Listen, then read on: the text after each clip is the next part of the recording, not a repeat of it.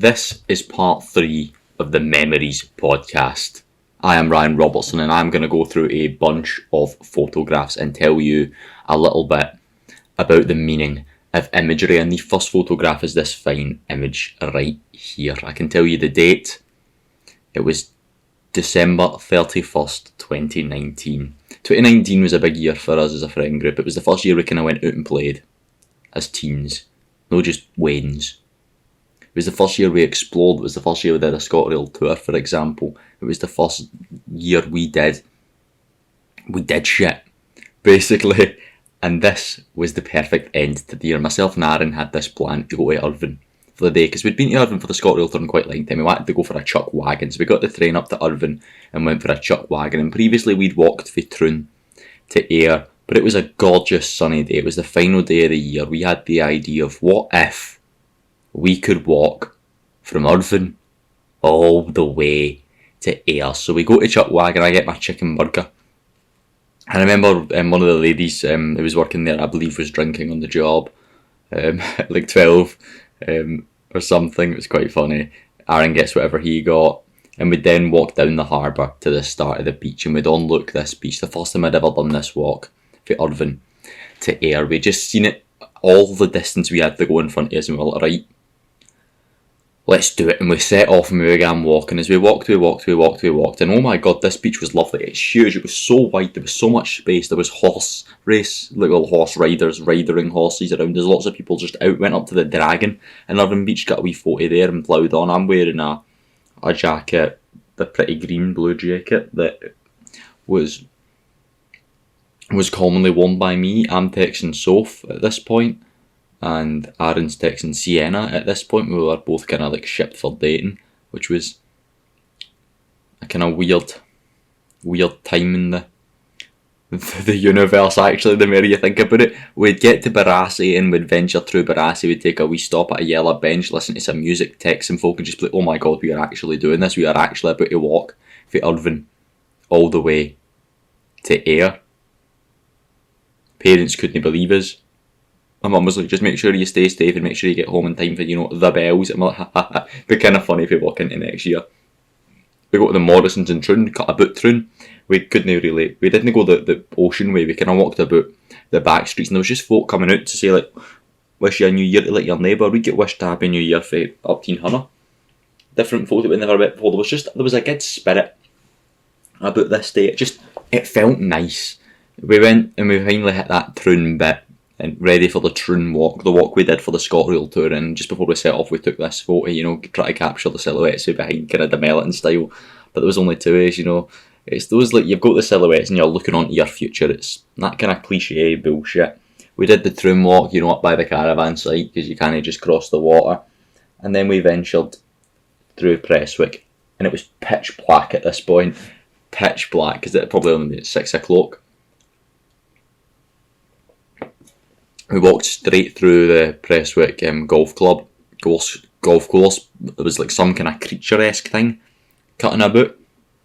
I don't know. We dodged the creature-esque thing that was cutting about and kept going, and eventually we got to about Newton, pitch black, before we decided to hop on a train, which is kind of funny because Newton train station is literally as close as just if we kept walking. But you're not thinking on Hogmanay, are you? You're not really thinking. I mean, it was free, because who was gonna adjudicate or charge for there? And then it would just be onto the next year. And all we were talking about was looking back and looking forward.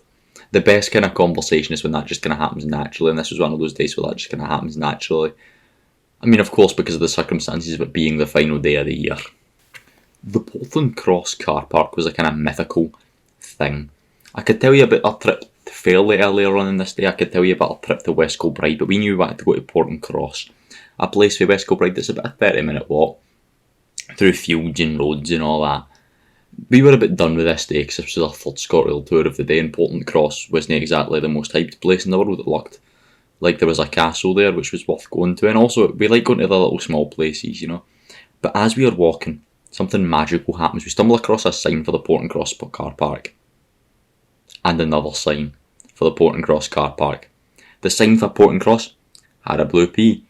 We found 4 or 5 maybe 6 different signs all about this Portland Cross car park. We waged through a field of just sheer mud. We helped an elderly lady get through the field of sheer mud on her way to Portland Cross, but there was nothing in Portland Cross. There was a cool wee kind of pier bit that you could unlook God descending on in Millport. It's nice views in Portland Cross. There was a blue boat. Genuinely, the only thing that made Portland Cross nice was the sky. The castle just looked like a regular castle that you couldn't access, but the highlight was when we found the Portland Cross car park and we got to set foot in the Portland Cross car park. It was like an unbelievable moment. It was like a true teen coming of age spiritual moment where you're like, oh my god, we are here. We are in the Portland Cross car park. It's a tourist attraction. It's the only thing in Portland. I mean, sod the castle, sod the pier thingy. The car park, there's enough signs for it. The actual sign for Portland Cross was the Portland Cross car park sign. We left the Portland Cross car park, we walked the main road this time, and all that happened when we walked the main road was just even there. Signs for the Portland Cross car park. It must be the only car park for fucking miles. We got back into kind of West Kilbride and we saw a sign that said ramp ahead, and I give it 5 foot. There was a sign behind it, literally 4 steps or so, maybe a metre behind it, that said ramp. I'm like, good, that's the ramp ahead, a ramp. None of it made any sense, is what I'm trying to tell you about Portland Cross. It was awful. Daniel was so down in spirits. I was quite down in spirits at this point. But see if it wasn't for the sheer amount of laughs we got at the Portland Cross car park sign or the ramp ahead ramp. Because now, to this day, when I mention Portland Cross, Daniel goes, oh dear God, don't talk to me about there. And then I go ramp ahead ramp, he laughs still. Or if I go, he goes, don't talk about Portland Cross, and I just go, but what about the car park at Portland Cross? He laughs because it's so stupid. The amount of effort that went into letting you know that there is a car park in Portland Cross, by the way, and there's a car park in Portland Cross. I don't know if you knew that or kent that. There's a car park in Portland Cross. So when I left the school, it was the best decision I ever made. The secondary school Belmont. I said all my pals, most of my pals that I was close with at the time were staying on for 6 years. I was getting out of there at 5th year. I remember my options. I basically did a piss take because I had a new guidance teacher who had to do these options. I was like, he's advanced higher history, absolutely, I hate history. He's that higher maths, absolutely, I'll take that. He's a sport. He is, should we go for higher politics or something? Basically just did a complete piss take, all the things I wouldn't want to do just to mess with her. But then I had to get my leavers form signed, so I went about and basically toured the building trying to get my leavers form signed, all the teachers signing off on me and Wardy Boy signing off on me, this new lady signing off on me, but I also had to go and get Mr. Anderson to sign off me, and this was the day where there was capital D drama going on with the timetable because almost everybody's timetables was completely bug up. So I was waiting in this queue, no wanting him to fix timetable problems, wanting him to sign me so I could leave the school. The response, the way of filling in paperwork, Ren never filled in their paperwork, I don't think Aaron ever filled in his paperwork, unbelievable. It's paperwork for a reason, you got to fill in the paperwork, you can't just vanish. I was an honourable man, I filled in the paperwork and did the time the right way. Don't get me wrong, I remember at one point completely scrumpling up my leavers form, and I also remember singing John Cena's theme, Thug Life, Basic Thugonomics, when I was second in the queue. I was in that queue for a good 2 hours. At least I was beside Daniel and some other folk that we could talk to. This is a mad side tangent to what this image actually is, but the plan was, it was a Monday, all my pals were at school, what was I going to do? Go to a cafe and have a kind of coming of age shite moment, as is typical of me. But that was my plan for every Monday, having no been at school, no been at college, my house still at school, and no working at this point because I was in the job search, would be to go to Waterstones, and the cafe in Waterstones specifically, and just kind of chill. So I went and I got this kind of weird ass cookie thing that was really thick, quite nice, powdery chocolatey, bloody divine actually. Thoroughly enjoyed it, overpriced, as all things in Cafe W are, but I just sat and read. I think I read a bit of a book, I did some writing, I enjoyed my little thing. I was looking into holidays, looking into getting the Salzburg holiday going probably or something. I was talking to some old ladies who were actually just back from a holiday. I think Italy, they started touring the world after both their husbands died. It's a really sweet moment and really nice to kind of talk to them. I just made some friends, and I only really made 2 or 3 weeks ago, and every week just because things do get in the way, but it was a really enjoyable day, walking away from the school and going straight and immediately treating myself to this kind of cake biscuit cookie thing on my own. Wish I got to do it more often than I actually did, though. That'd have been class. I'd been to see the wrestling at the Citadel, your pro wrestling elites with like Michael and that, but I'd never been to see the WWE. So in 2020, was it 2023? 2023 when the WWE announced they were doing WWE live in Glasgow. Me and Daniel were like, shall we go? Aye, why not? Let's go see WWE live in Glasgow. It was a few days before Crown Jewel took place. I think it was the Thursday before the SmackDown and the Friday, Saturday of the Crown Jewel pay-per-view in 2023, which meant it was just before Drew McIntyre challenged for the world title against Seth Rollins, and it was just before LA Knight, who had just reached like the pinnacle, the peak of his popularity, was about to challenge Roman Reigns for the Universal Championship. But it was also the 31st of August, which meant it was Halloween. So we had to do the one thing you'd expect for two average Joes, and that was get some Halloween costumes, dress up, and go and have like the fancy dress night out. So, because we just assumed lots of folk would be dressed up, and to be fair, there was some guys at Beetlejuice, there was a fair few folk dressed up. Anyway, we got up to Glasgow. Daniel dressed as Austin Powers. It's fair enough. Me dressed as 1960s Batman because I refused to get another costume.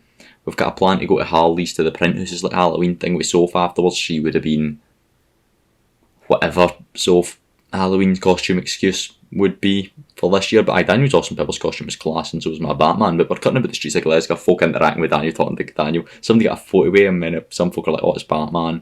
It was just good. It was good to be in costume, cutting about Glasgow. Everyone just kind of being like, "Man, these guys are having a good time." We got our seats at the Hydro. I mean, it's like, sorry, just outside queuing. Every now and again, you just get a guy going, yeah, and then everyone else was going, yeah. Because, I've been to the PWE, I knew when someone goes, whoa, we all go, whoa. But I hadn't been in ages, so I was like, is 1, 2, sweet, like, still a bit? Is that a thing folk day? I hadn't been to a wrestling show in bloody, 4 years. And I was going back to see the WWE. Shame it was just a SmackDown house show, and like there was none of the like big names on SmackDown. Like the biggest name we got was LA Knight and Charlotte. There's a match card that kicked off with Pete Dunne and Rich Holland. Been there, seen Pete Dunne taking on the Street Profits. Sure, Bobby Lashley came down, ran in. Then Drew got his spot, and everyone's like, "Hey, we got to watch a wee 6-man." Shotzi bet Bailey, which was like insane. Santos Escobar bet Karrion Kross, which was like insane. I had a bet where I just wanted to see Joaquin Wilde because I thought it'd be really funny to go Joaquin Wilde.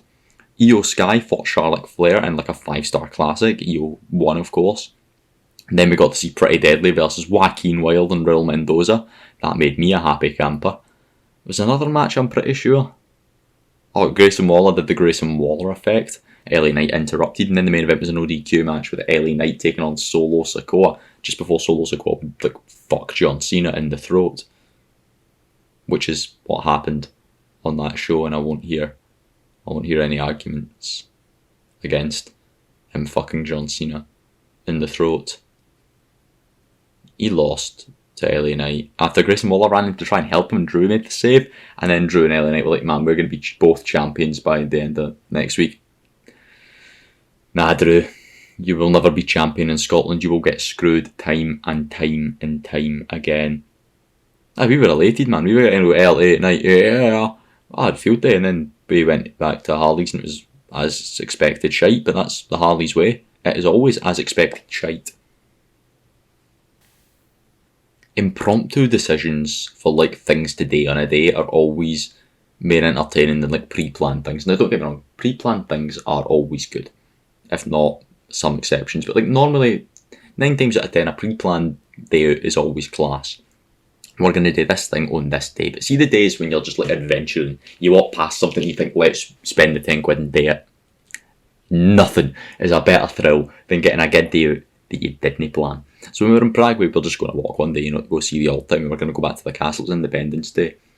And we just happened to pass the Madame Tussauds, and I was like, man, I love Madame Tussauds. A shite looking Jim Carrey in the window. I'm like, can we just do it? And they're like, let's do it. Josh and Callum are up for it. So we went in, hand over the tenner, and what you get to see a bunch of people that look, a bunch of waxworks that look a bit like people. The beginning of the match, and also we got to experience the Torture Museum for an extra like 2 quid. So I will do that as well.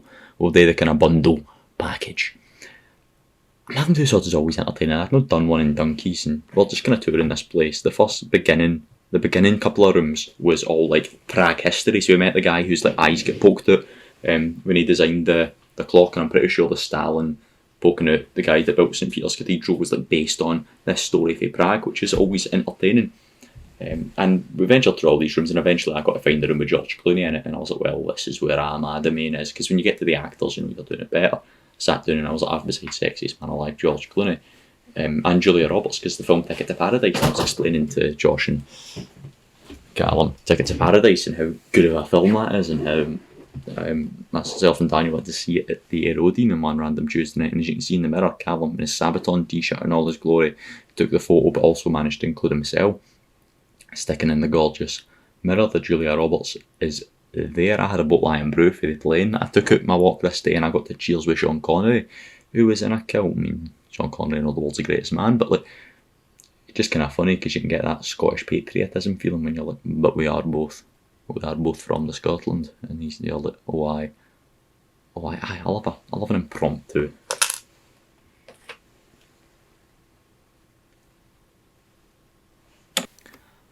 I remember waking up this day not really knowing where it was going, you know, what I was going to do. And I was talking to Daniel, I was like, right, should we go a cycle?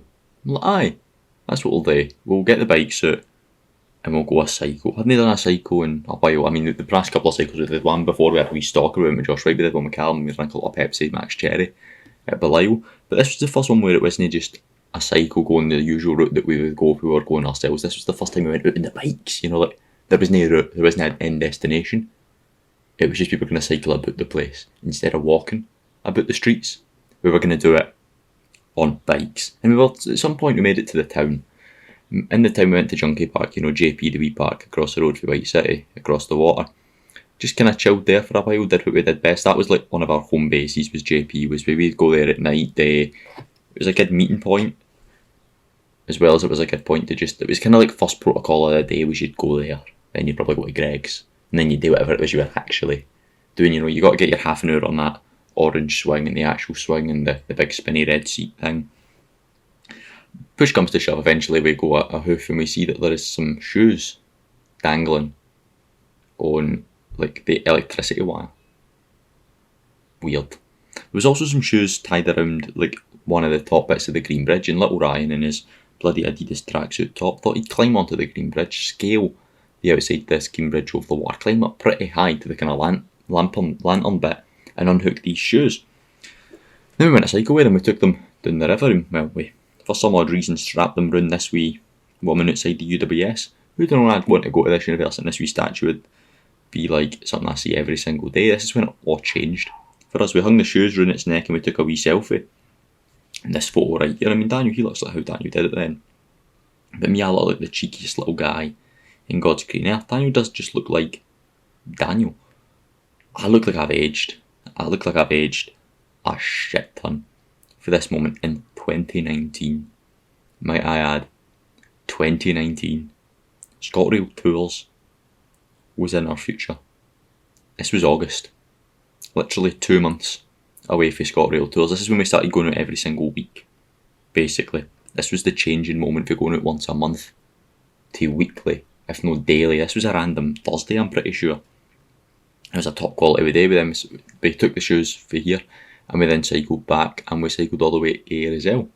We got to Rozelle, we would attempt to hang the shoes up on the kind of squirrel wood carving in front of the house. We thought it was quite cool, but this angry American lady or something in the car started shouting us and telling us to take them down. Like, stop moaning at kids for just having fun.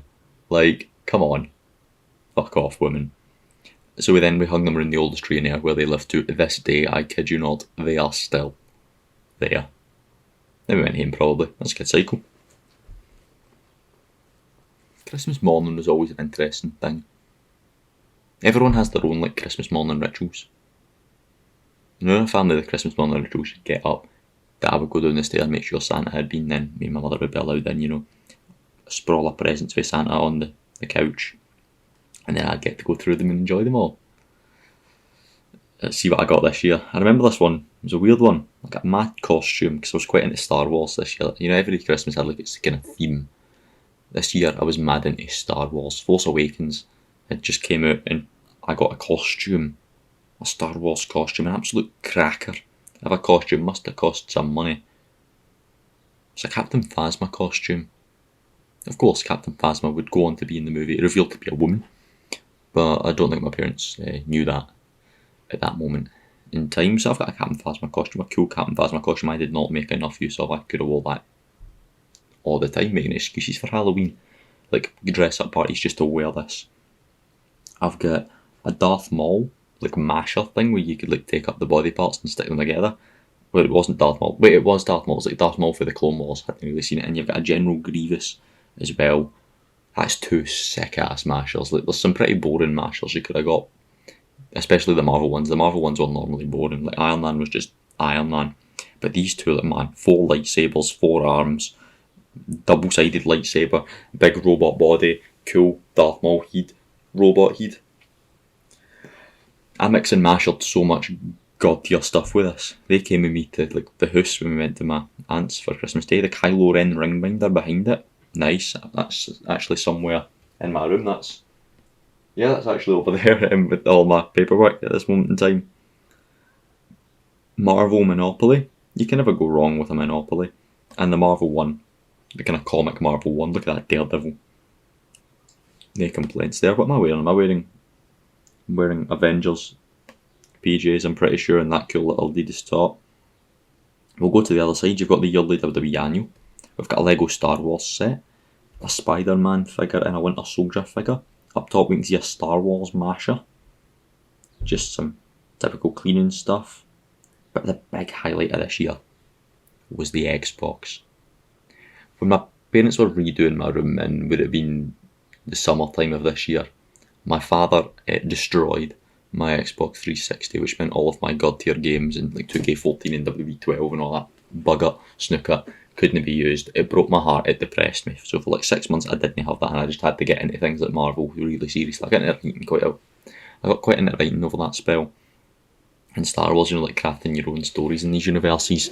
But Daniel always told me about this one game, Star Wars Battlefront and Minecraft. So that's Minecraft up there and Star Wars Battlefront.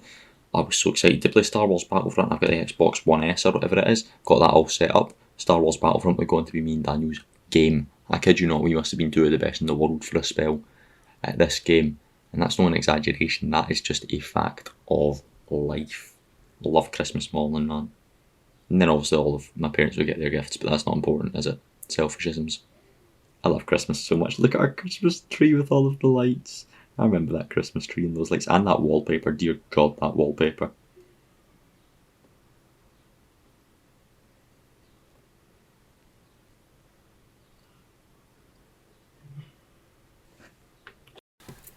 Nah, but this was a dumb decision. And do I regret it? Absolutely. At the same time, I don't know, because it was one of the better days of the year. The first time me and good pal Daniel saw each other, 2021. We elected to go a walk, just your typical greening walk, as we did every single day for 2020 basically. So we just did classic green walk. It was one of those days where it was really frosty and cold but sunny at the same time. So it was like, oh man, there's snow but there's also the sun. This is sick. We were doing this walk in about an hour. No, like we'd done it so many times we just sped ran it. We go to the castle about half an hour in, just kind of climbing into the castle, looked out.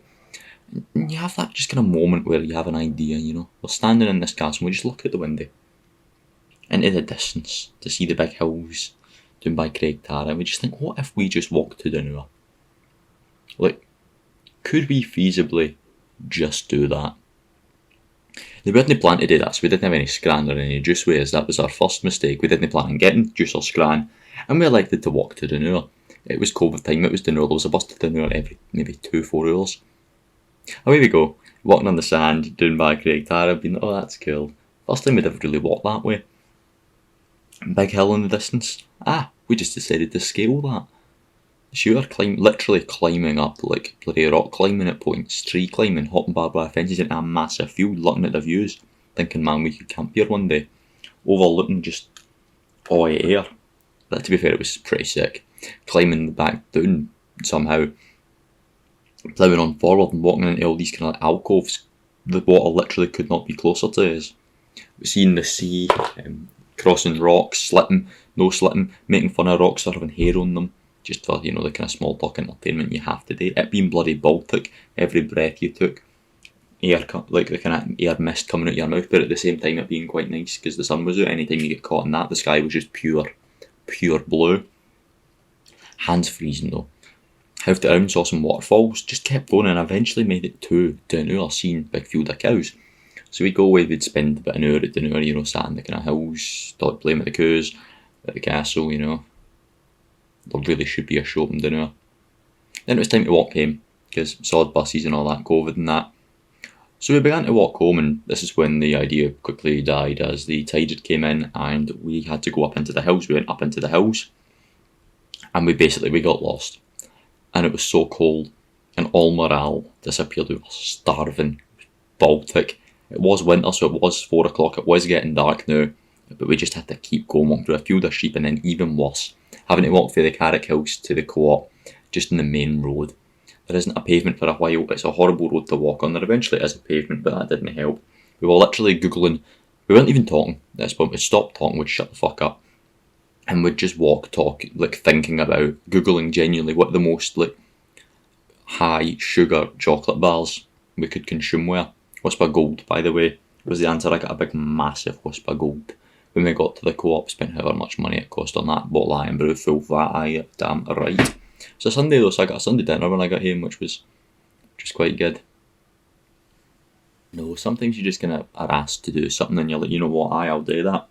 So Hutch asked myself to model for her. She had one of the college courses at the college through school that was a photography class, and I was like, you know what, sure, I will come and I will do your modelling. Reese was in the same course, of course. They were like the yin and yang of doing everything together, / separately.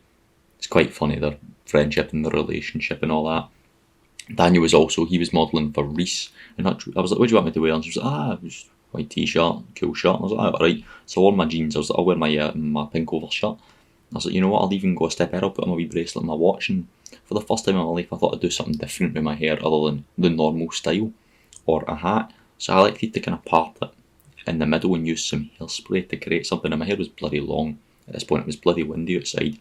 And I walked outside and I was feeling like $1,000,000. I bloody loved the way my hair looked this day. I don't think my hair has ever looked as nice or as just lively as fun.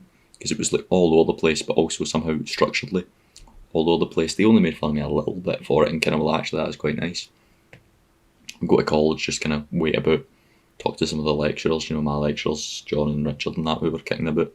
Eventually going into the photography studio, first time I'd been in there, and just kind of basked in the studio. Me and Daniel just kind of having a wee laugh, laughing at all of the regulars of their class, your Rachel Muirs, your Ians, the annoying guy. I had a field day doing the modelling. Hutch was a wee photographer, and she's quite good at directing a man to directing somebody to do the poses and all that. I'm sitting playing with a shirt, an air guitar to Britney Spears, Toxic, at one point singing Katy Perry Firework. I just started, having fun. That's what he'll tell me what to do, and I'd just fly about. I'm a very emotive, action-based person when it comes to modelling. I make for a good model for that reason, and I've got, all my profile pictures came through one of 2 shoots, and this was one of them. Me and Daniel were just having an absolute piss take, but I really like the way the lighting looks in this photo. Hash did well with the lighting. Well done. She got her creative vision done, and I got some banging photos out of it. And me and Daniel had a really funny memory because it was just a pure piss take for us. What a conglomeration of folk is in this photo. You've got Shannon McAmeel, Kira Harvey and Gemma McIntosh. This would have been P6. This was the Euro quiz. So Mr. Black, new teacher, Quentin Black, the principal, he came in and to the Kincasson Prime, and he overhauled it with shit. There was Connects competitions, there was French. If you didn't say French words, you weren't allowed to go to the toilet. If you didn't ask for your breakfast in French, you weren't allowed breakfast at the breakfast club. This guy came in and put in a lot of rules, and to be fair, I didn't take to him for that reason, but he did a lot for the school. He introduced Spikeability, introduced camping. He did so much like that, so much factually good stuff that is kind of petty dickish moves you had to forgive. It's a good way, trick the parents into thinking he's making a difference when in actual fact abuse the children.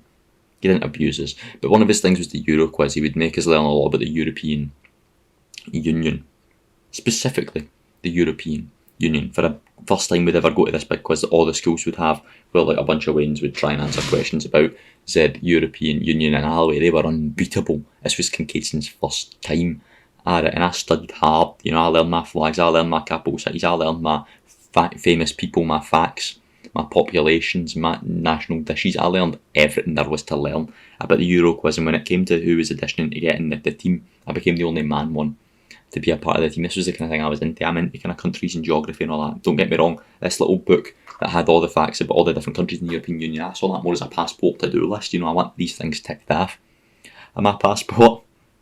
I'll get the map in the background of this photo. I'm going to go to all those countries. I've ticked off Prague, I've ticked off Salzburg, you know, there's 2 done. Easy. Ireland coming soon. France probably coming soon, you know. I'm kind of joking, but also so not joking. Like, I'm being deadly serious. I will do it all. I remember we were the underdogs. You know, everyone kind of made fun of Kincaid's at this event that took place at, I think, Alloway or Doonfoot. No, I'll tell you what it was Prestwick. We had to get like a taxi to Prestwick, and it was weird just being in a car with a teacher, you know, and like 3 Waynes. You know, you've got to rep the colours, rep the brand, rock up, and you see all these big dogs thinking they're the bollocks, thinking they're the smartest because they've won before. Nah, eat goddamn shit. We were sat at a table with some other school Waynes that I don't really think we spoke to, because like, I don't want to say they're diseased, but that's kind of the mentality when you're a primary school Wayne, that anybody from a different school is the bane of your existence, evil and, of course, diseased. Despite what goes on at your school, I could have been with the person I hated most at Kincaid's, but if I was sat with him or her in front of somebody from another school, I was best pals with the person for Kincaid's, because we were united by the power of Zulu, and that's what we were. We were united by the power of Zulu. We had one goal, and that was to beat Alloway, which we failed to do, because they're sweaty and basically cheated the system. They were like 9-time champions or something. Unbelievable. We came second in our first goal, and I remember the final question was about, like, what was the country of origin for Harry Houdini? And I was like, I can tell you the answer to that. I know that is Hungary. In fact, I always remember getting that question right and being so goddamn chuffed with myself, just thinking I'm the smartest man in this room. There ain't nobody as smart as me when it comes to naming European Union countries and facts about them. I'm quite dumb when it comes to literally everything else. You know, to go from Dunur back to Dunur is what we're going to do here, because we're going to take a round trip to Dunur. So there was a group at uni. It was Beth, it was Ruth, actually, she was the director of this project. There was Agri and there was Kenzie, and they needed an actor for their project. They needed somebody to be in a romance film or something like that. And I was like, I'm not doing it, and I'd quite like to work and meet some new folk. I'll free these days, you want to film, I'll do it. So I did some filming down the river with them, you know, just kind of being like a wee lad, looking adorable and all that, with my flowers and my Beth scarf, because it added a lot to the character, and it also made me really cosy, because I'm quite a shaky man, hair nice and long and all that at this moment in time. I quite like the way my hair looks. But anyway, I was with my big red coat. So the next shoot was one day after uni in Dunur. Now, there wasn't enough room in the car for me, so the 4 of them and the equipment get taken in Ruth's car, and they drove to Dunur, and we were filming in Aggie's house. So I was like, alright then, I will get the bus. So I remember walking for the uni, having waited for like 2 hours because Beth was talking to the kit store guys, and it was weird. I had to make small talk with these people that I've not really smoked to before, but you know, they're alright folks. I make my way to the bus stop, I get in the bus, and I'm quite enjoying this wee bus ride. I get off, you know, you do the obligatory photo of the castle because you're in Dunur. And I walked up,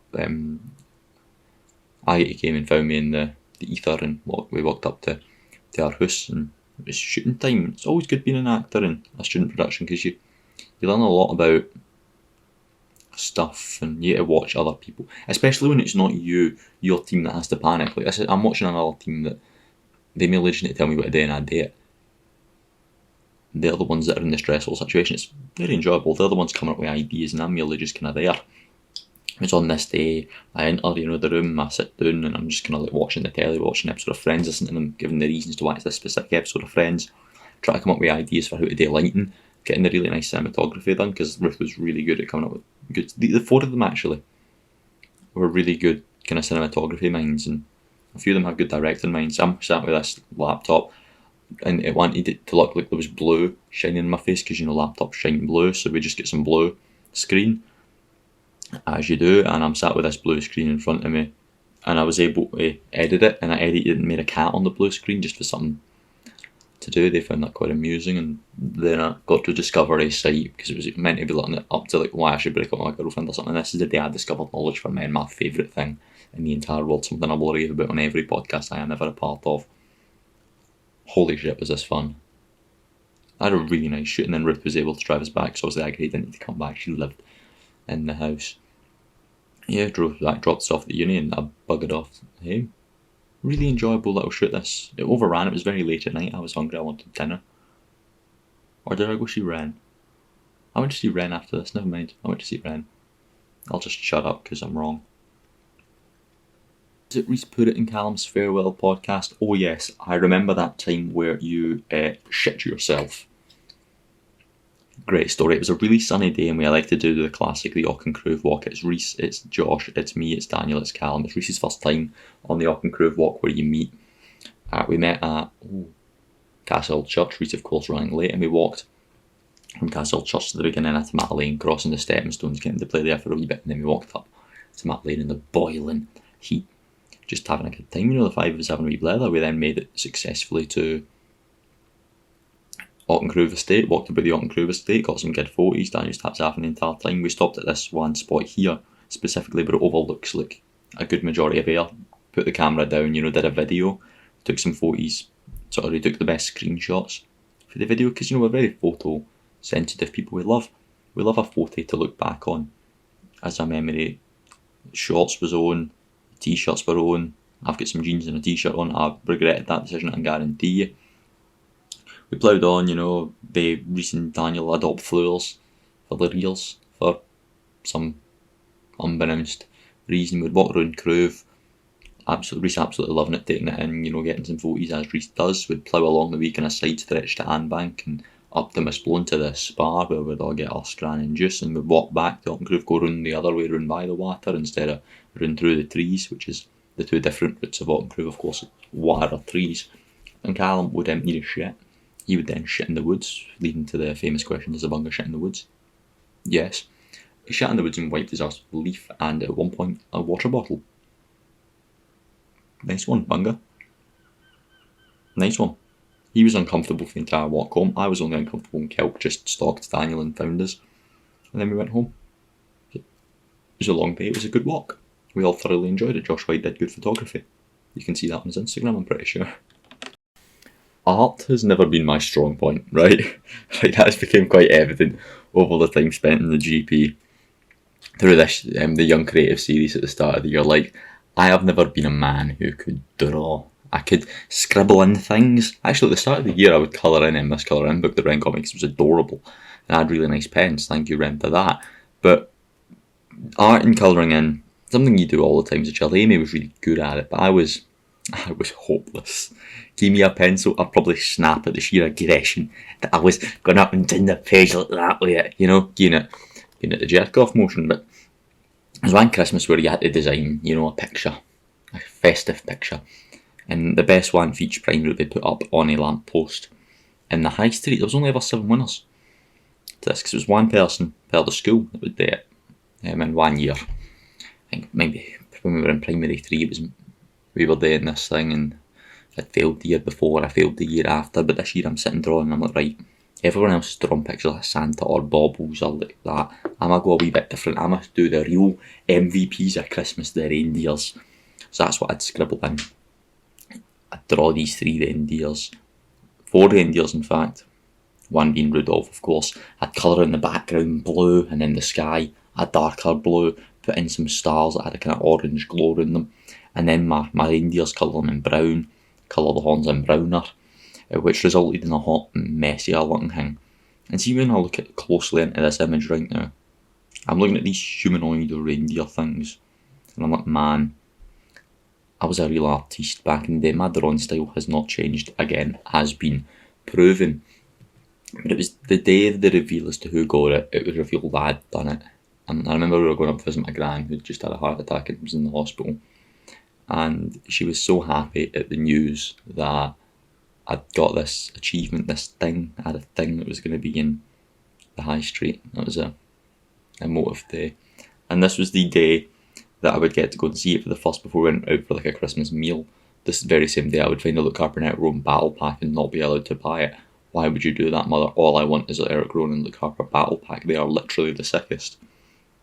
And of course you'd climb up the lamppost, just literally right outside the W.H. Smiths, and I'd pose in the point up at my artwork, framed in the high street for the month of December.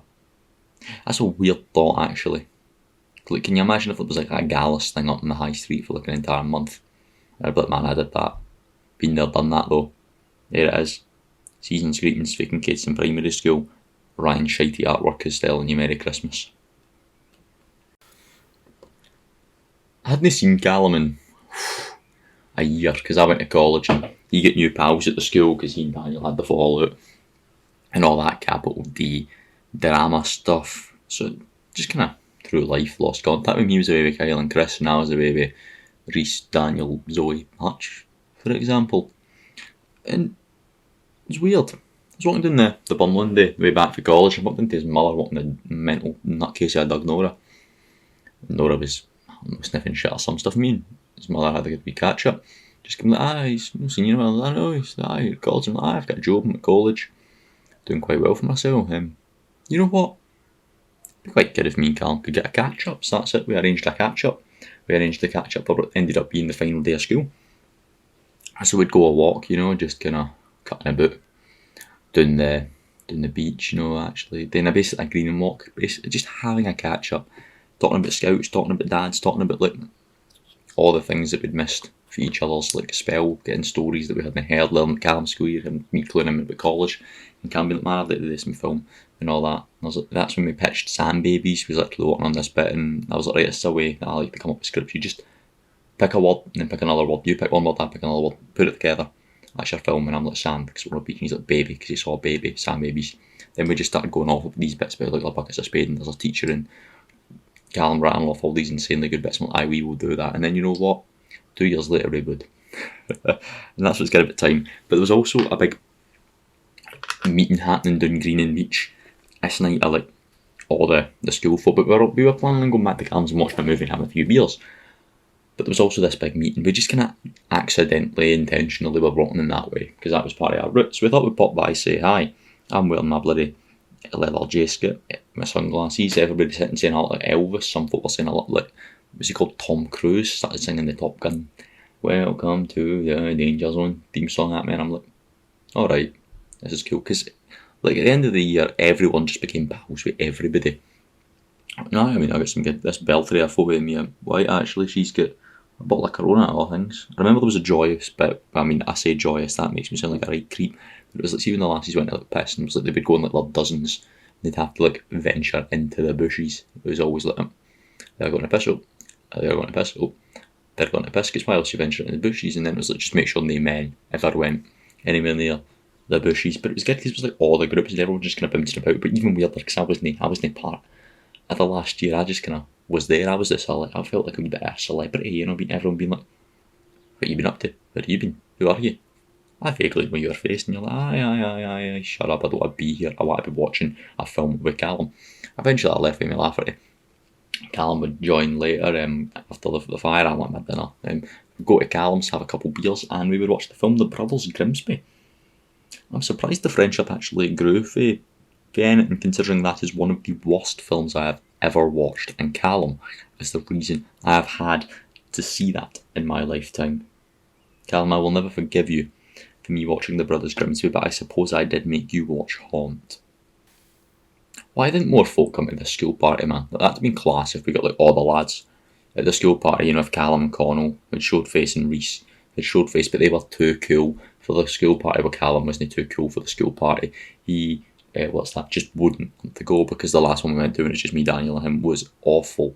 Fair point, Callum. It was awful. Connell was literally dying of a chest infection, so couldn't make it. He was meant to be coming. And Reese would rather play the Xbox. That far cry Reese is from now. As much as he loves his Xbox games, I'm sure he wouldn't pass up in a party like this.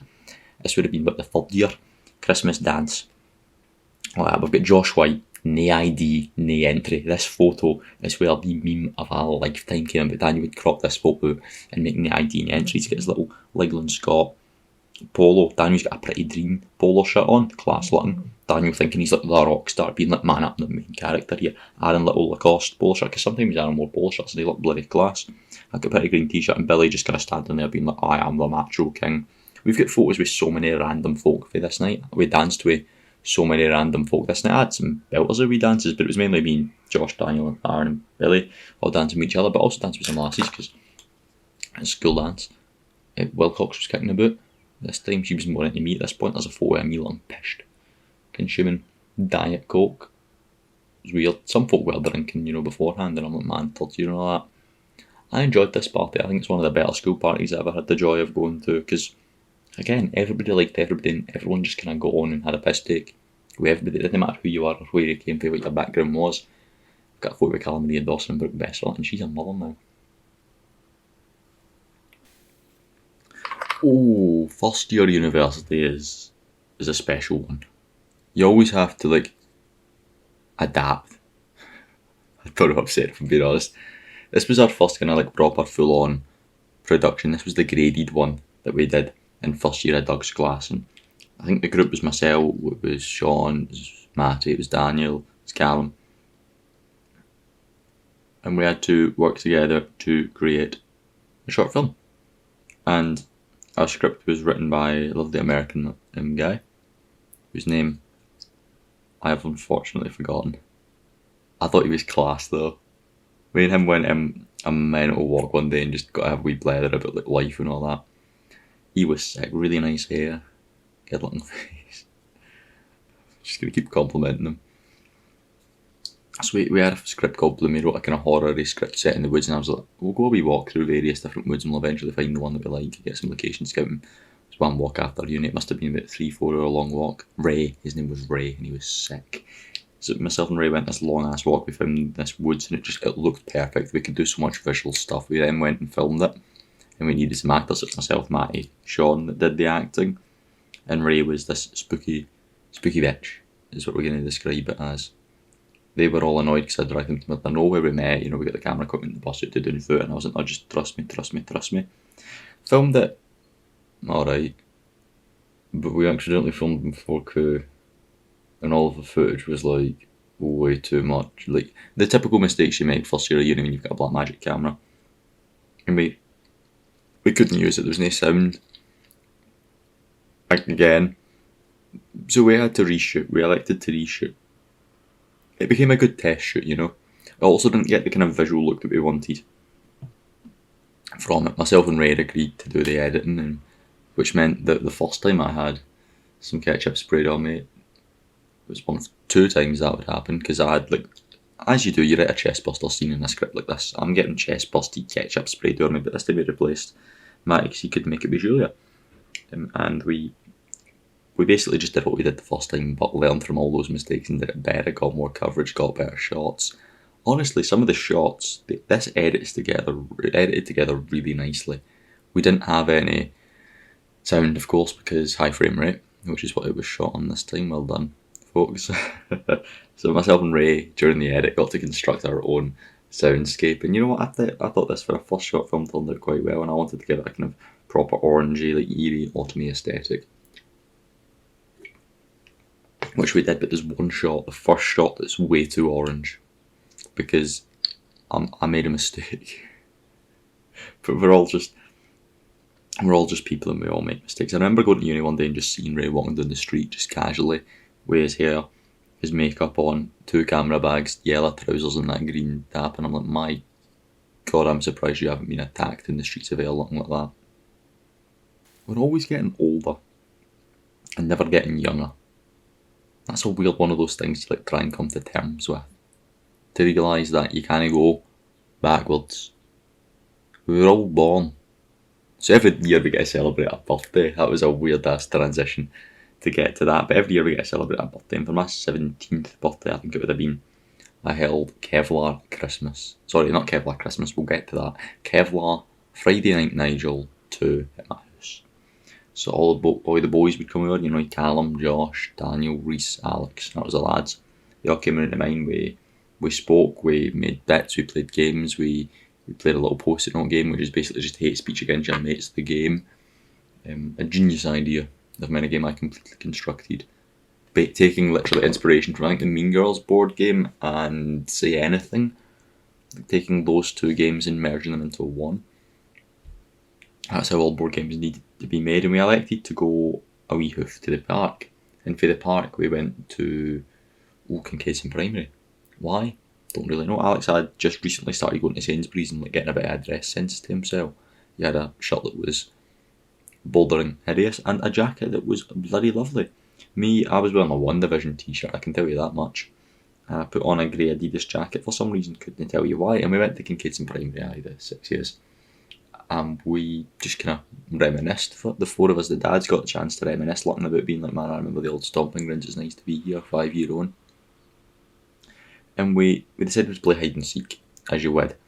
And this was a great game of hide and seek, I remember it quite well, Reese hiding by climbing on things that we couldn't get, that specifically Callum couldn't get to. Reese and Daniel's outrunning Callum, but Callum was like the monster for It Follows, right?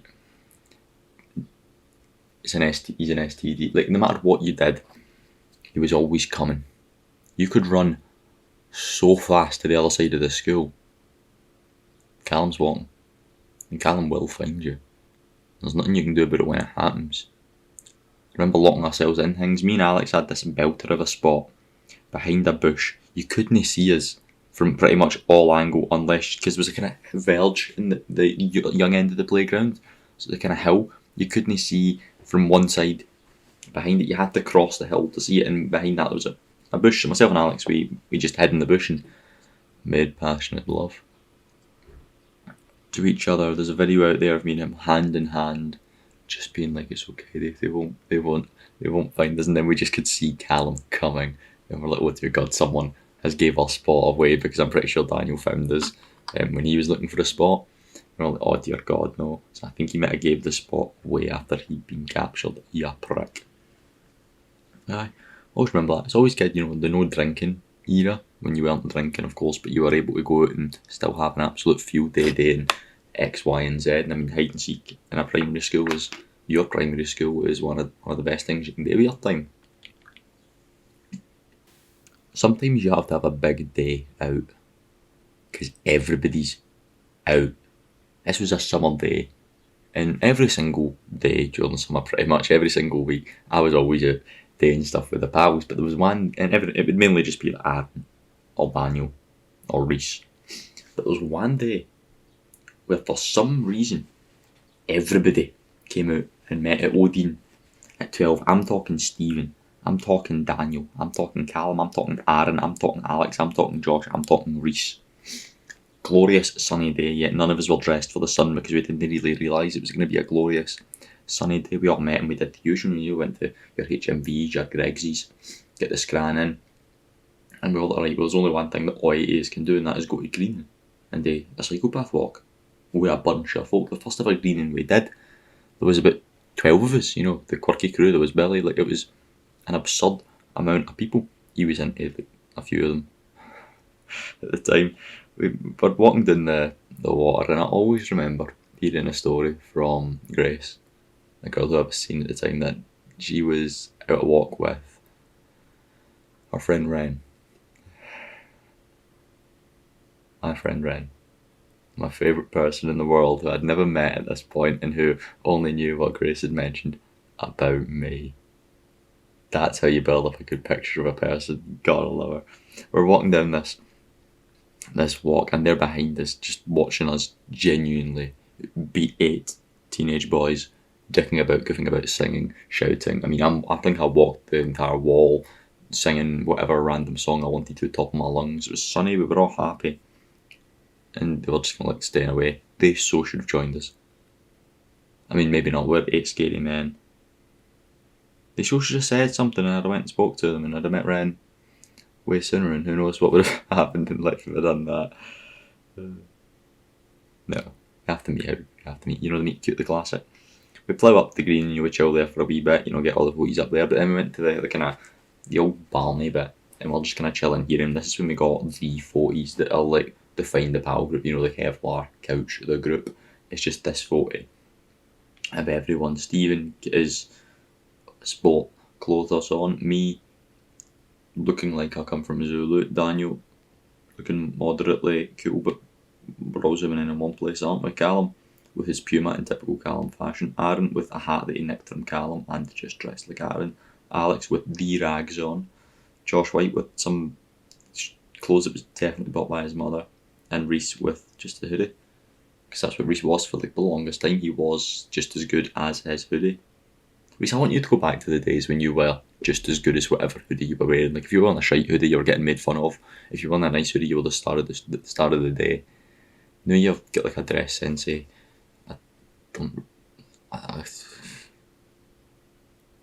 See when you go to the Lego shop and you have to try and like, make your pals out of Lego. It's really easy to make Reese. So obviously I work at In-Time Escape Rooms, and obviously escape rooms is a big part of my job. I'd done 2 escape rooms through the company. I did the Old Kirk trial run that, and I did the Christmas game trial run that before they were released to the public. But I'd never gone out and done one myself. It was about time we did that. The start of last year, wasn't it? Aye. Jesus God, that was a while ago. So we were looking for one to start, and I was like, right, I want to do it with Cam, I want to do it with Josh. And they were up for it. I was like, just trust me, this will be a cracker of a wee day. We'll go to an escape room, and then we'll go about Glasgow, we'll have a few drinks, and we'll go home. What more could you want from a day? So we booked the Eek Escape Room, heard they were quite good from Bossman, and we booked the Stuck in the 90s game. That was the one Simon recommended. No idea what to expect really, hadn't done a game outside in time, so we got the bus up and they're like, oh, I wonder what this will be, I'm feeling hopeless. But you know, making the classic escape room jokes that you make when you think you're going to do an escape room. And we pull up, we arrive as you do at the establishment. I mean, by that I mean we went a fair hoof and a half to try and find it, because we knew it was in the West End, and I elected to walk just in Sauchiehall Street, kept going, cross Charing Cross, try to find it. We were just assumed it'd be on the other side of the road where it actually was, but eventually we found it thanks to Callum and his ingenious use of the map. We then climbed up a big staircase to the top, came in, met a wee guy, and he brings us over and was like, right, this is kind of the drill. And I'm like, I work for one, I find the business cards In Time, just kind of sat on the desk. I was like, man, this place is really sick, but it also looks just like In Time. You can tell the owners are pals. Went we tripped in Lou Lane to take a piss. As expected, came back, got to listen to the health and safety, and we were like, oh, it's like a murder mystery themed one, and it's a weird thing to recall a memory about an escape room, because obviously I can't say anything at all other than just bagging 90s tunes. It's a murder mystery, and we struggled at like 2 things. We needed 2 hints, maybe 3. And we had an absolute field day. I've really enjoyed watching Callum and Josh just get properly into it, and this is when we kind of established that this is something we were going to do more going forward, was escape rooms. Expect the full day out to the escape room. The escape room's good, but it's the highlight of the full day out. When afterwards you go to some spoonsies, you see what's about for you. You know, we went to Wetherspoons, get dinner. Sir John Moore, of course. We would go to the Raven at one point. Absolutely class. The Raven was good, because this was the day out where we saw the theatre group dancing in like a hallway across from us, and it was like mental to watch. And we would go to McSorley's for the first time and get to listen to some banging live music. Sorry, the second time to McSorley's. I took them to McSorley's this time. And basically, when you leave an escape room, you just reminisce on the escape room that you have just done. It was cracking.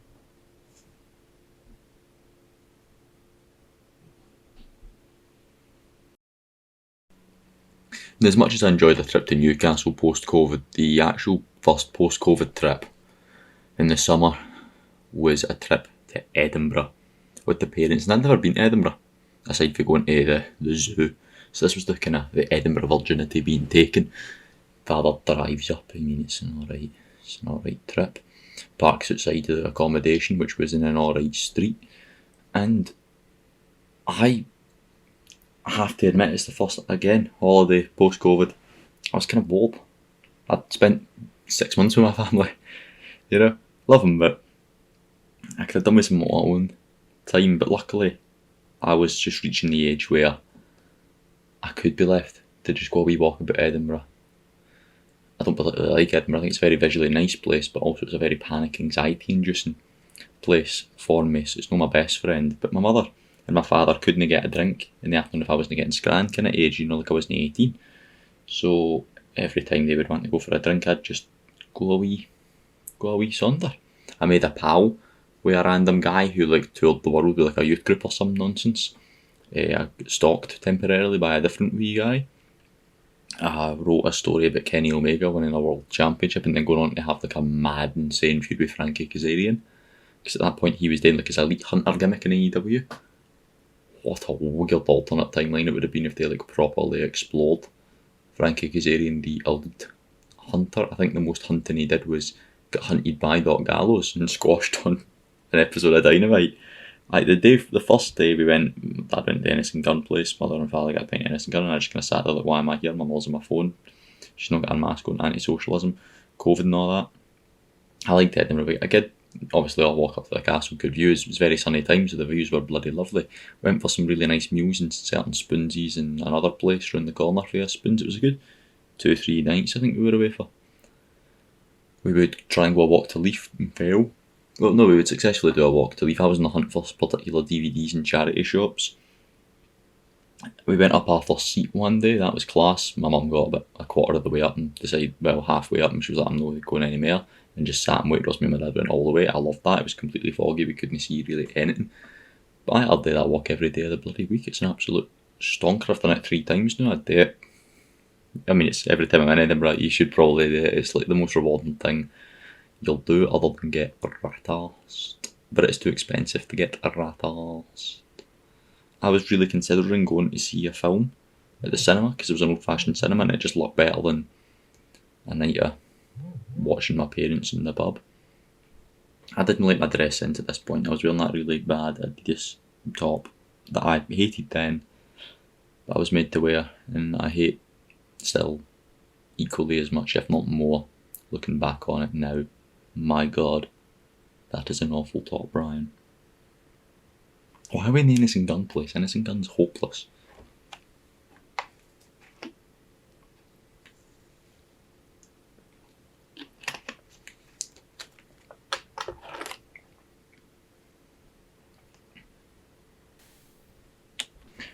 Sometimes an idea is bad, but you never think about all the ways it could go wrong, and you just pray that everything that could go wrong goes right. That was the case when we went to do the Port Patrick Scotland, and I believe Port Patrick is absolutely beautiful.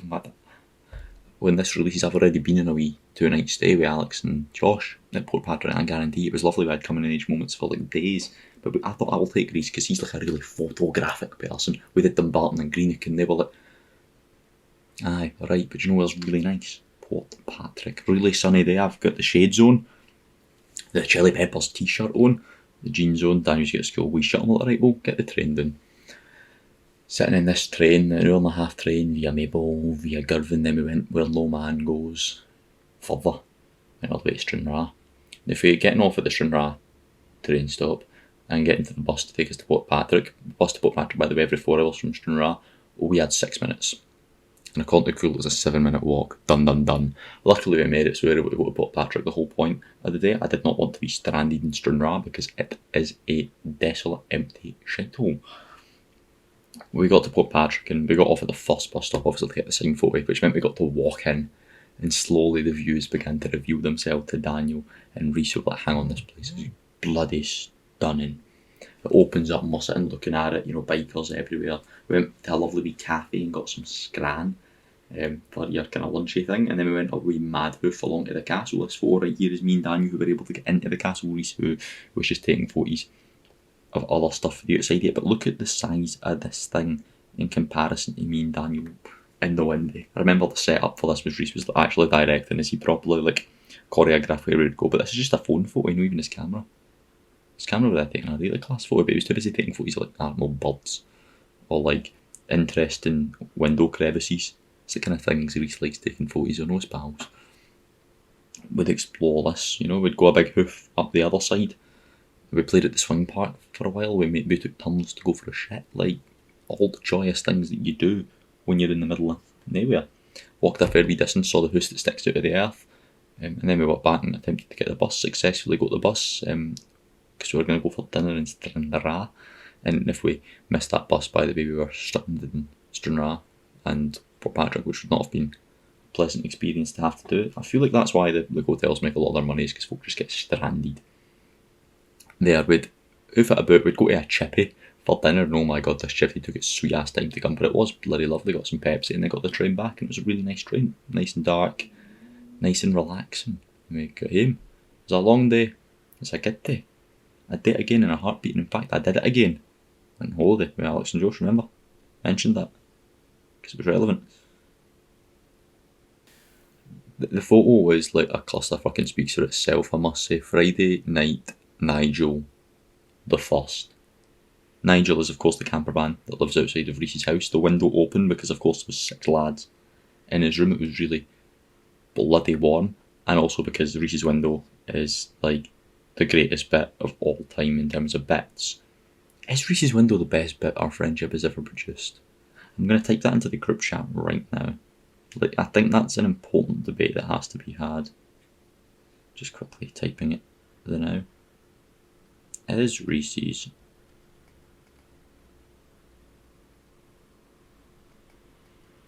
I can't spell Reese, I just keep putting a V in there. There we go. Is Reese's window the best bit ever produced as pals?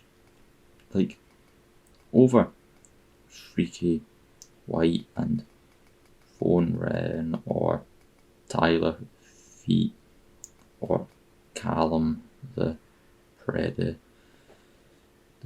the Goth Hunter.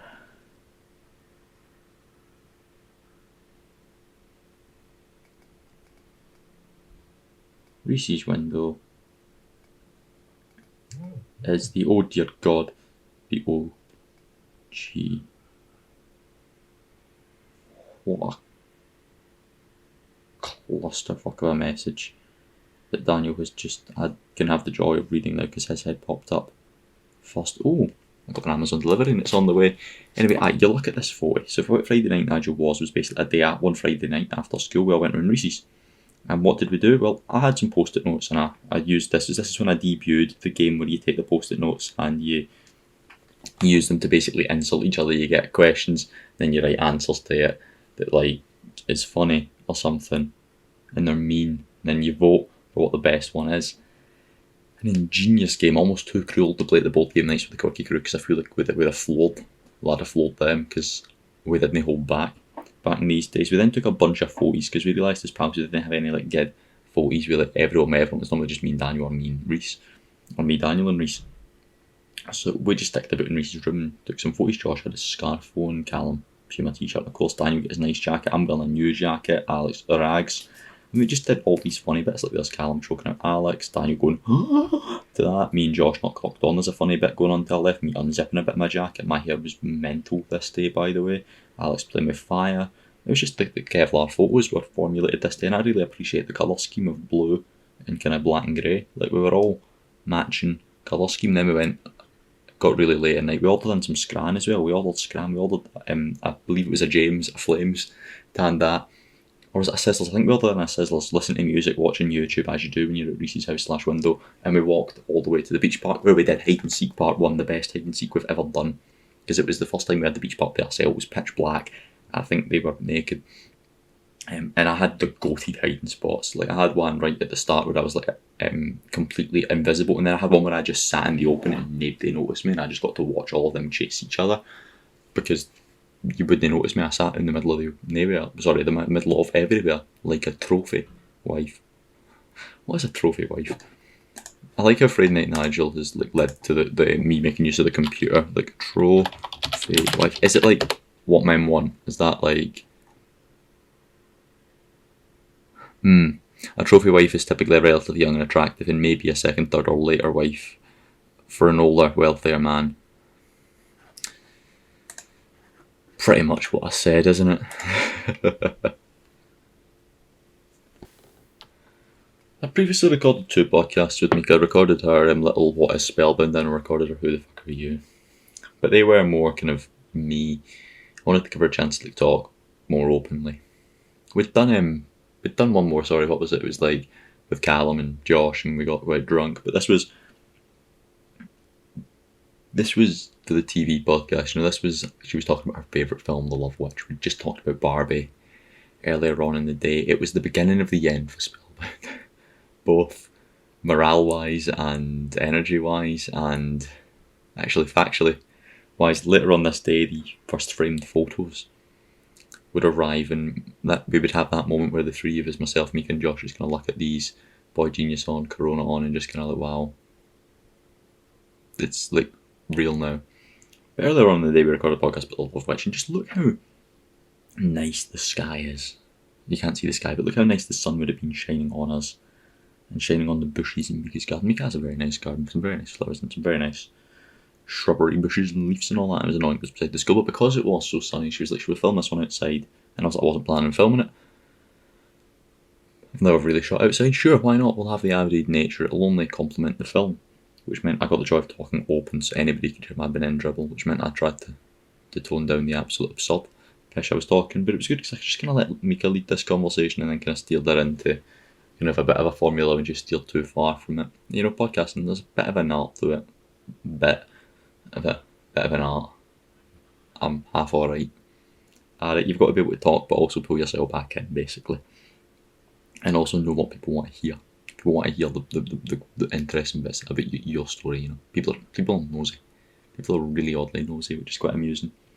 But I genuinely could still feel the sun beating down on my face, my knee up, sat beside me on this oddly comfy couch, just basking in the sheer glory. Later that night, they would have Mika would have some friends round to get drinks and have a nice wee evening. I went home and got to edit Spellbound because this was the beginning of the week of hell. The week where me and Mika, for like 2 weeks straight, did not stop stressing about Spellbound and everything that could go wrong, and everything that couldn't go wrong somehow went wrong. There was not a thing with the production that didn't go wrong from this moment and this day onwards. Which is how the world likes to treat young creative work, done it. Yeah, and oh man, I miss this sunny day and this sunny bench.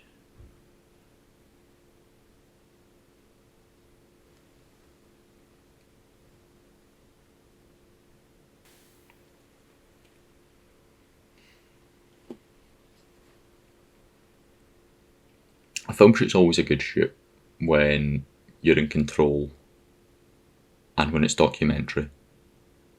When it's fiction, it's a stressful experience. When it's documentary, it's a blissful experience. You just film what's going on around you. Every now and again, you have to come up with some ideas for cool shots or like solutions to minor problems, or you try and like get what you want out of it. But you've done the planning, you know what you want, and even if you haven't, you know you're going to get better than what you planned.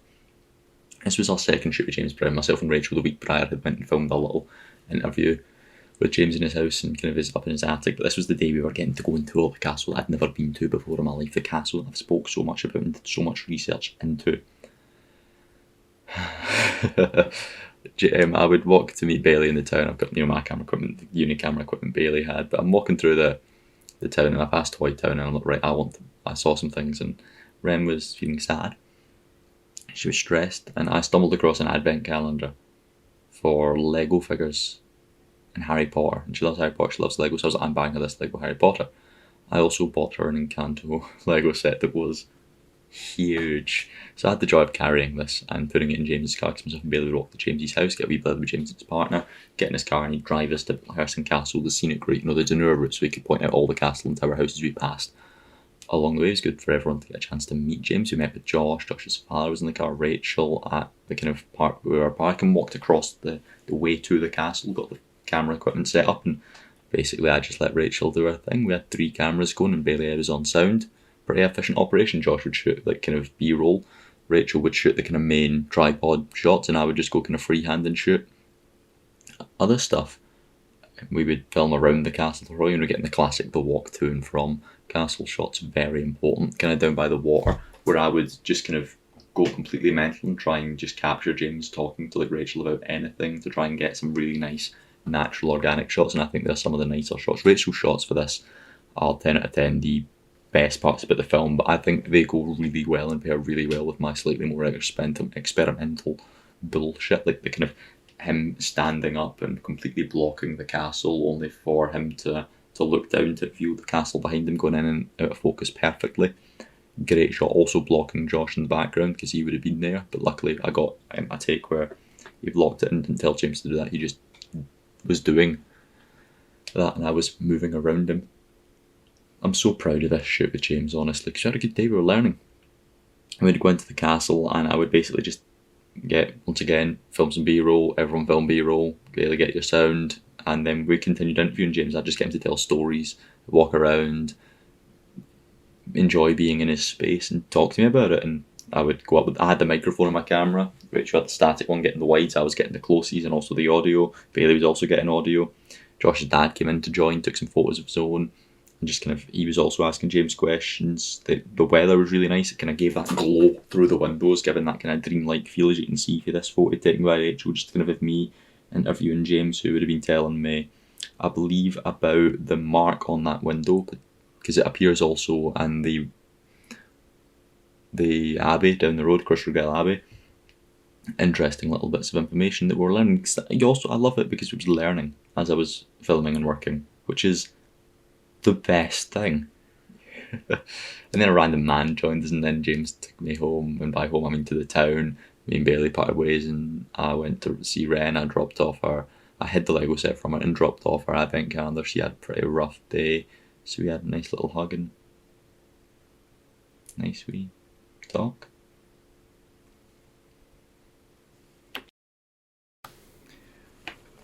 I love Christmas and I love holidays.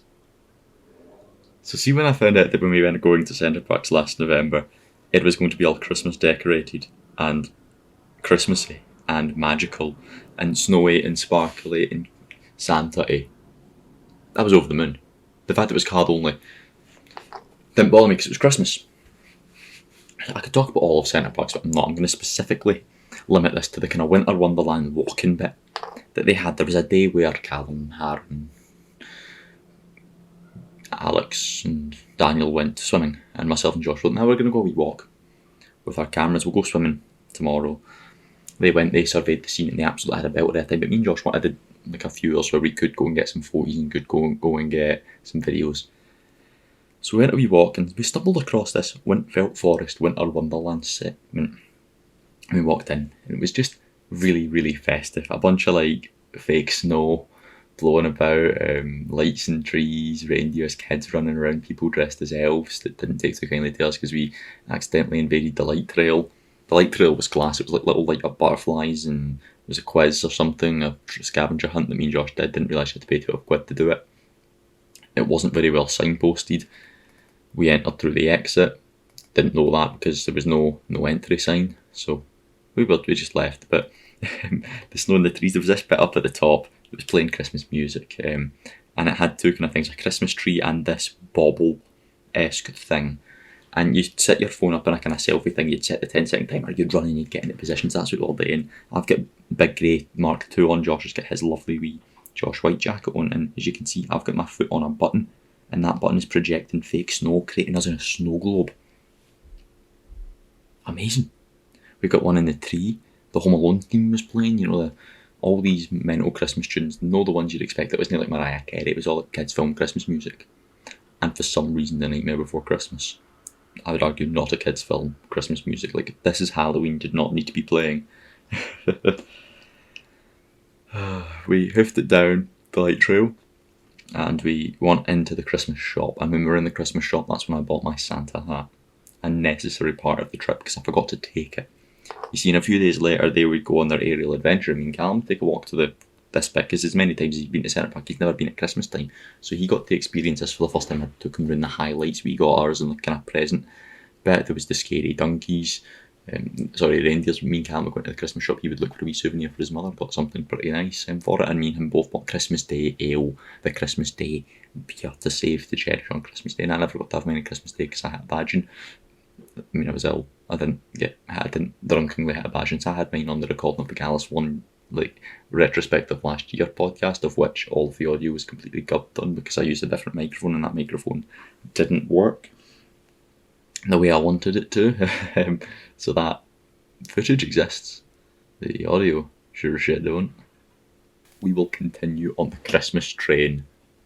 Choo choo, next stop. This Christmas. That was weird. I'll take you to Kevlar Christmas. We've had Friday Night Nigel 1, Friday Night Nigel 2 with the Kevlar Couch. We had the Kevlar Couch Big Day Out. In this episode, we'll conclude the Kevlar Couch's story, really, with Kevlar Christmas.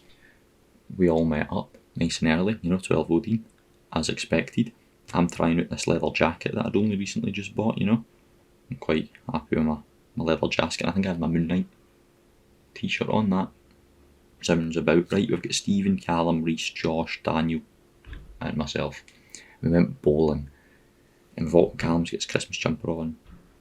I had my Christmas t-shirt on, unsurprisingly. We had kind of Christmas get-up on until we got back to Reese's and had to strip it off because it was way too warm.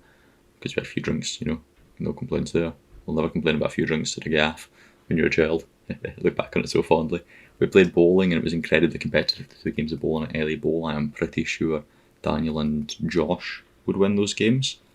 And Reese.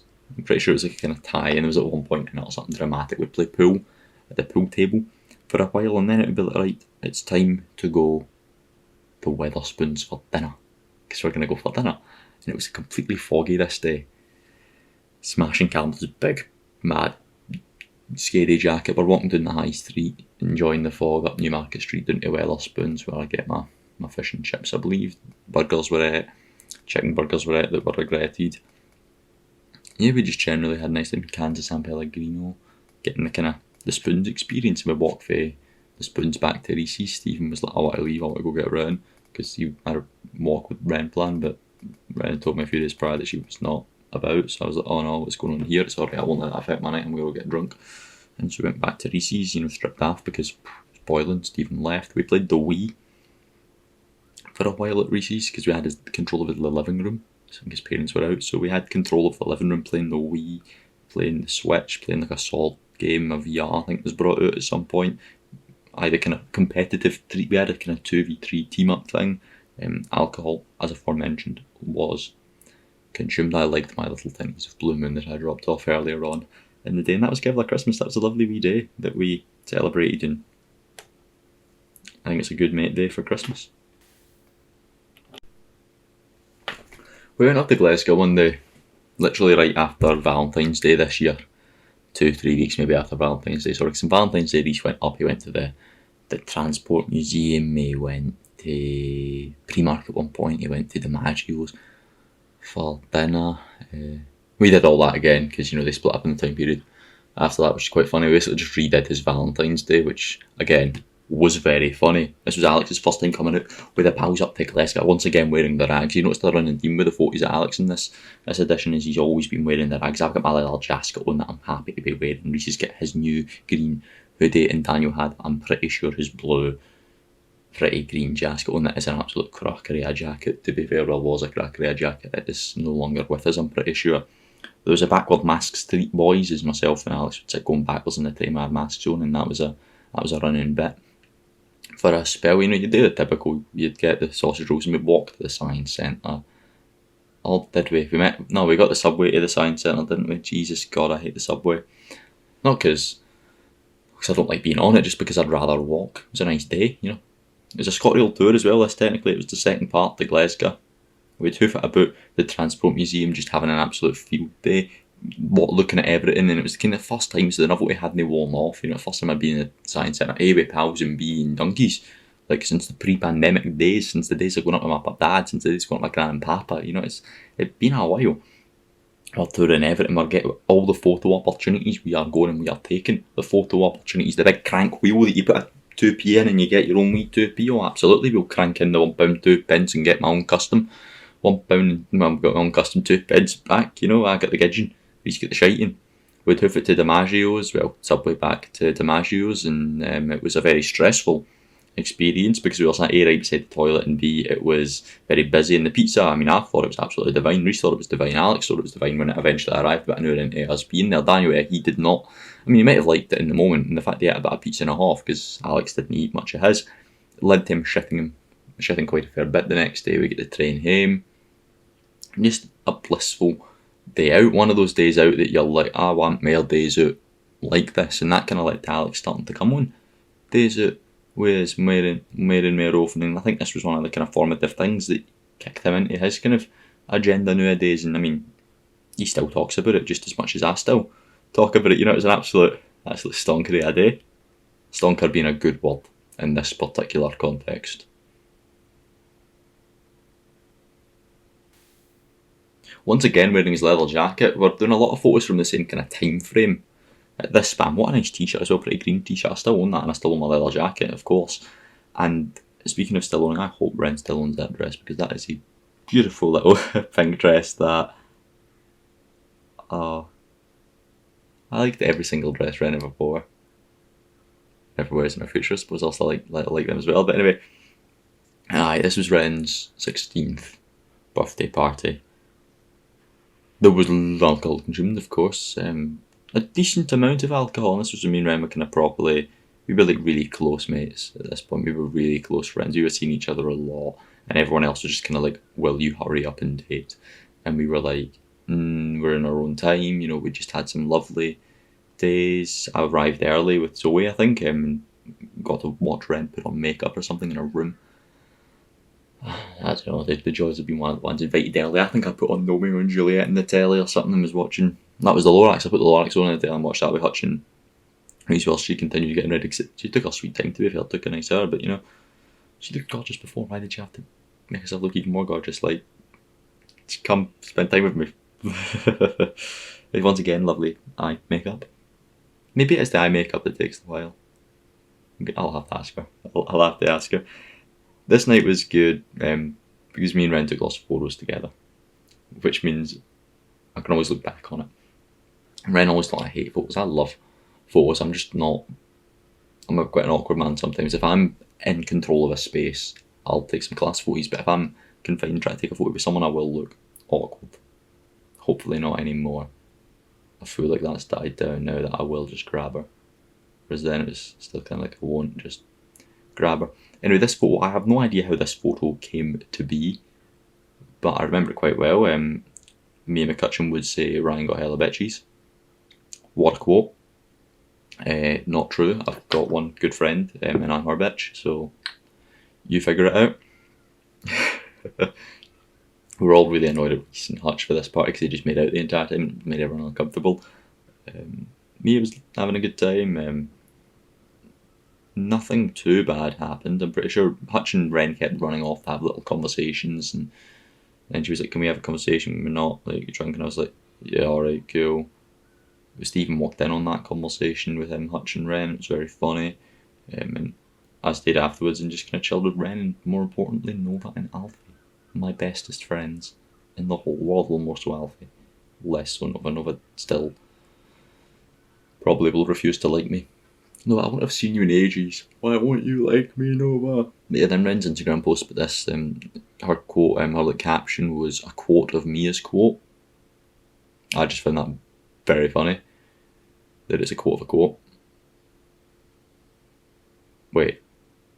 No, I quoted the quote of the quote. Shit, I quoted the quote of the quote.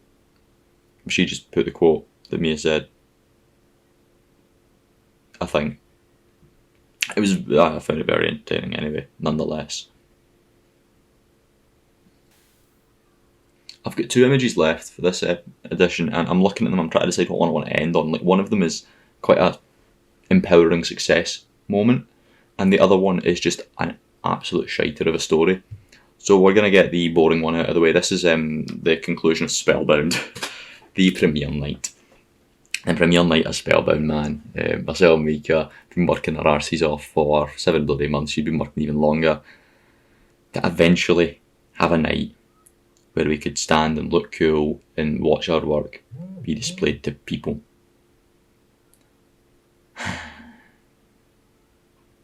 Yeah. Mika always spoke about wanting it to be sunny on the premiere night, and nothing went well on the duration of the final couple of weeks of Spellbound. But hey, it was sunny on the premiere day. We arrived, we got it all set up, we went home, we probably had some pre-drinks, and then we went in, early. I had to rush quickly to, where was it I went rushed to? Yeah, I went to Mika's actually first and got like the classic photos with like, by like Mika's mother, just kind of like the prom photos beforehand, like the point. I find fun photos like at the house before an event really funny, no matter the gender, but like, especially when it's a man and woman, because it just always feels like a really shitty prom thing. And you're like, the point. We've unintentionally like doing the same pose here. You know, I'm doing my classic hands on hips, just kind of probably sighing, and Mika's mimicking. I got the blue suit on, you know, my nice little tie. It's what I wore to Bossy's wedding. That's an absolute stunk. I love this outfit. I love this suit and this kind of tie combo. And I've even got the camera with the really nice strap that matches at the camera, of course, there for the photo, because it was very important. Josh White taking the photo, and I was filming basically everything that was going on for the premiere night, and I got to really enjoy it. Mika got a nice wee red dress on and had alcohol and just kind of happy. This just looks like two folk that he did an operation and completed an operation, and on the shite fear of what's about to happen when they show the operation to the world. I nipped in, got the scenes, came back. And just kind of talking with everyone, Mika's giving everyone their roles, and she's like, "Oh, a stress-free night." And I'm just gonna film some shit, and like, you've got no control over me. I'm a loose cannon. Her partner couldn't make it because they split just beforehand, and Ren couldn't make it because her work ran late. And to be fair, she probably didn't know what I'd come, which is completely fair. We'd watch it, and the feedback that we'd get was very enjoyable, but it was still equally stressful. Everyone coming up to me particular and telling me all these lovely things about the film that they'd watched and the footage that they saw, and me filming some stuff.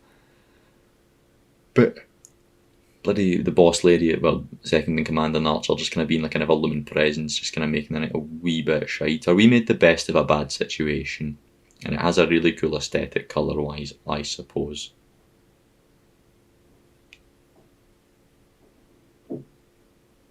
Time for a shite story to end the memories, not just episode but the entire series, which is quite funny. The final story that I will share will be from the day I went to Loch Winnock for the Loch Winnock ScotRail tour with Daniel and Connell. Now, Loch Winnock's the kind of place that you hear in the train as it's going to Glasgow. You hear, you know, your Dalry, and you're like, you hear Johnston, and you're like, Bears. And Bears and Johnston, right? Why have you done that? Why have you said that they two go hand in hand? Paisley Gilmore Street. But there's one, Loch Winnock. What a name. So we're doing this today. It's bloody gorgeous. Sunny day, and we're like, a big lock. Yeah, we'll do that. So we get the train, you know, we've got a newspaper, you know, and found a newspaper, and, you know, we haven't really seen Colin Louis well, but, you know, you pick up where you left off with guys like Colin. You know, I could not see the guy for a year, and I'd pick up where I left off. I couldn't see him for a week, and it'd be the exact same, you know, like, he's a class lad. Anyway, the Peachtree girl, who I think at this time was Dustin Johnson, the golfer's wife, she got ripped out of Peachtree and pocketed by the lads. Interesting. We'd get off at the train station, and we enjoyed the 10-minute walk via the train station to Loch Winnock itself, and we were just kind of like, man, this place is beautiful. We just kind of looked around, and we kept adventuring through, and via adventuring through, we stumbled across a waterfall. A giant, absolutely gorgeous waterfall, might I just add. This waterfall was one of the nicest waterfalls I've seen in quite some time. I can't describe it to you. Like, it wasn't big and impressive or sheer gusts of water. It just looked really pretty. And at the waterfall was some lassies, probably a couple years older than us, a group of 6 or 7 of them, just kind of diving off rocks into the water, just having a lovely time like that. So we would go down to the rocks, you know, and kind of walk about, and we established that you could actually get under the waterfall and walk around to the walks. But we hadn't exactly brought swimming trunks with us, because we weren't foreseen stumbling across a waterfall, because we were like, damn it, if we had swimming trunks, we so would have stripped off and started diving into the water. Who knows, maybe I made some friends. I'm joking.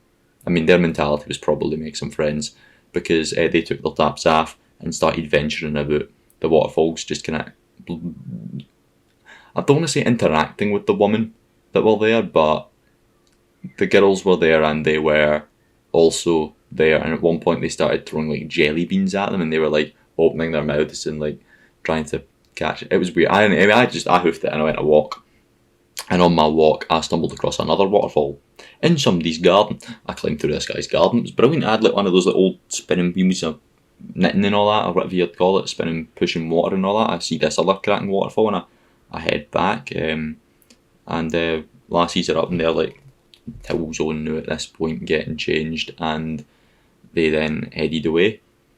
And then I was informed by Daniel and Connell that they were getting changed, because they were leaving, and one of them just stripped in front of them, just got the tits out. So they were raving and raring to go the entire day because they got to see some tits. And I was like, good. I'm glad I missed that. Then we went and tried to find a new spot to, I don't know, do a fire or something. So they would go back to the main town to do a fire, but they also wanted to go back to the waterfalls later on to try and see if they could catch these ladies of whom they got to see some naked bits of. I don't know, I doubt they ever did see those ladies. Actually, that's not true, we did see the ladies again trying to leave. You can understand I felt deeply uncomfortable at their actions. Anyway, I went to Mad Hoof, run by a golf course, absolutely stunning golf course in the walk, and I'm just going to walk about my yellow t-shirt, thinking I'm the bollocks with this yellow t-shirt on, and I stumble across something quite impressive. An abandoned something. I'd go on to find it was an abandoned nursing home, and I'd keep walking, and there was all this like cryptic abandoned ICBs along the way. Like they'd been there for days, and if not months, if not years. There were rust buckets stuck to the ground, I imagine. And kicking about like everywhere was like odd little messages about a nursery that was there. It was really creepy. And then I turned the corner, I start walking up this path, which one way was to Beef, one way was back to Right, and there's just this giant Jesus in front of me. I'm like, man, I want to go and explore this abandoned nursing home. So I go get Daniel and that, and I'm like, nah, I don't give two shits about the fire that yous are failing to start. There's an abandoned nursing home we have to go to. So we went to the abandoned nursing home, and we were successfully able to go into the underground seats of the nursing home, of which there was just a bed and a full-on, like, somebody might actually be sleeping in this abandoned nursing home kind of setup. It was terrifying. We'd go into the ground level, we'd go up a staircase to the kind of second level, it was all just grass, ventured about there. Couldn't get into the church because there wasn't a way in. I've got the mask on for like asbestos, and I was sick. That was a really good day. We got the train back. They were still probably raving about that one time earlier on in the day they saw tits. I was raving about that one time I was in an abandoned nursing home and didn't have to see tits. And then I had a video call with Ren, and I say Ren, it was with Grace because it was coming to her birthday. It might have actually been her birthday and Ren was with her. I had a video call with the two of them. First time I probably ever really spoke to Ren would have been on that video call. The more you know, I can bring literally everything I've ever done back to Ren, which is definitely a problem with life. And on that note, thank you very much for listening to the Memories Part 3, the Memories podcast and the Memories series. I have been Ryan Robertson, your host. I hope you have enjoyed the sheer depths of shite we've delved into and the stories that I have told, and I hope you've constructed an understanding of the power of imagery, because holy shit, images are goated.